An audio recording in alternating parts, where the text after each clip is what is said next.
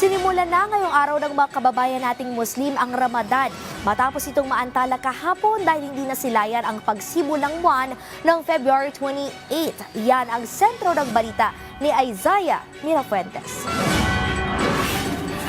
Ngayong araw, ang formal na simula ng Ramadan para sa mga kababayan nating Muslim. Kahapon, March 1 pa dapat nagsimula ang Ramadan. Pero naantala ito matapos kumpirmahin ng kanilang moon sighting committee na hindi nakita ang pagsibol ng buwan noong gabi ng February 28. Kagabi, isinagawa na nila ang tinatawag na Tarawih o ito yung selebrasyon para sa pagsalubong sa Ramadan. Dito sa Mosque sa Quiapo, Maynila na sinasabi nilang pinakamatanda nilang mosque dito sa Metro Manila na naitayo pa noong 1974. Umabot ng mahigit 10,000 ang nakaisa sa selebrasyon sa bispiras ng Ramadan. Sa Tarawih, sama-sama silang nananalangin sa kanilang Diyos na si Allah. Sa panahon ng Ramadan, isinasagawa nila ang tinatawag na pag-aadan. Ito yung pananalangin kay Allah na kung saan mariin silang nagpapasalamat dahil sa patnubay na kanilang natanggap. Kasabay ng kanilang pag-aadan ay ang pag-aayuno dahil sa hindi matumbasang biyaya mula kay Allah. Isinasagawa nila ang pananalangin mula sa pagsikat hanggang sa paglubog ng araw. May nakatakdang oras lamang para sa kanilang pahinga. Ang Ramadan, ang pinakamahalagang araw para sa mga minamahal nating Muslim at inaasahang magtatapos ito sa susunod na buwan. Ramadan Al-Mubarak. Isaiah Mirafuentes para sa Pambansang TV sa Bagong Pilipinas.